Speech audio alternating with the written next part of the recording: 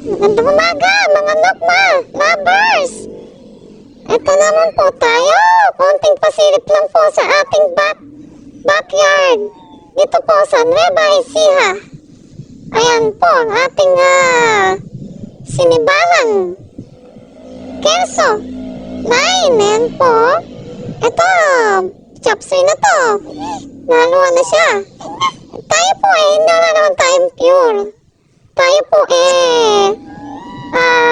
nagpalain lang tayo ng mga winning line. Ayan po, ganun po yan naging natin. Ito po ay keso. Bullstag.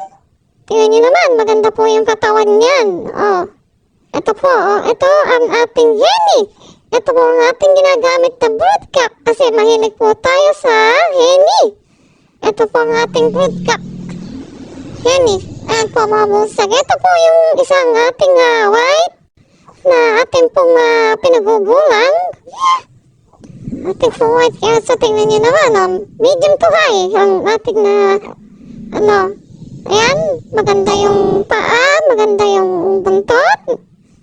Ayan, meron po tayo dito na stag, 6 months to 7 months. Ayan po, meron tayong dalawang, nakagulong na 6 months to 7 months. Maganda rin po yung papakita ko sa inyo mamaya yan.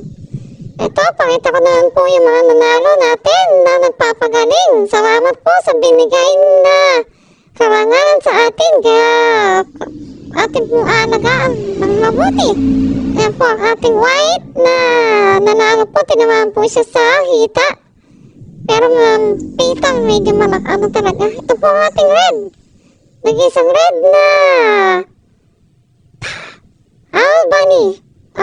Pero mistiso hen. Tsura. Ito din ang ating Henny. Henny, nalanuin po yan. Ayan po ang ating tatlong nanalong manok. Silipin naman natin itong sisiw natin na 2 months. Ayan. Ito po.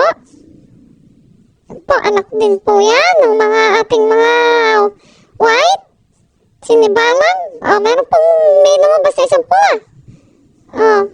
Naampon. Ayan po yung isa pang sinibalang. Silipin po natin. Sana po gumanda rin yan. Ayan po ang ating munting farm. Ating backyard. Inaayos pa po ng ating legend Ninong Pabi. Ayan naayos pa po niya. Ngayon po ay konti pa lang po ang ating mga manok. Ayan ito yung ating mga sisiw.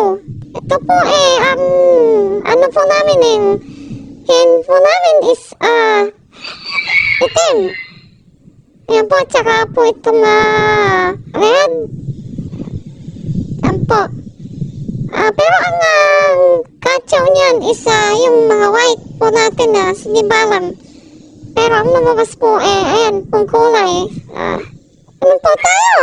Wala po tayong pure na palahi, pero kung kumuha po tayo sa mga winning line na mga kachaw, yun po ang ating diskarte po dito.